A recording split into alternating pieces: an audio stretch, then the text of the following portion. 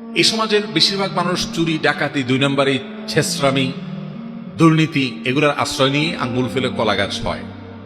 প্রায় সবাই চান্স পাইলে সবাই চেষ্টা করে যে 2 টাকা থেকে 10 টাকা কিভাবে করব, 2 নম্বর পথে হলেও সে চেষ্টা করে।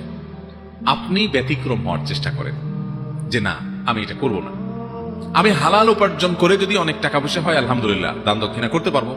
আর যদি সেটা না হয়, হারাম আমার 1 পয়সারও দরকার নাই, হালাল বহু টাকা দরকার আছে, আমি সেটাকে না করব। এটাতে সমস্যা হবে কি, আগে ভাগে বলে দিই। সমস্যা হবে, বাপ মাও খুশি হবে না, বউটাও হয়তো খুশি হবে না, ছেলে মেয়েরা হয়তো খুশি হবে না। তাদেরকে খুশি করার জন্য প্রথম কাজ হলো তাদেরকে দিন বোঝাবেন। দিন, যে গোটা দেশটা আমি কিনে ফেললাম এক সময়, হয়ে গেল অনেক টাকা পয়সা, তো নিয়ে যেতে পারবো কিছু?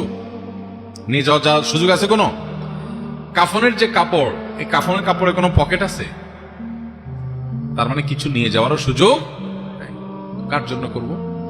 আমি 2 নম্বর পথে টাকা কামাই করে রেখে যাব, ছেলে মেয়ে নাতিপুতিরা ভাবচক্ষু নিয়ে চলাফেরা করবে, আর ফেরেশতা মুহুর মারবে আমাকে। এর চাইতে বেকুব এবং নির্বোধ আল্লাহর জমিনে আরেকটা হতে পারে?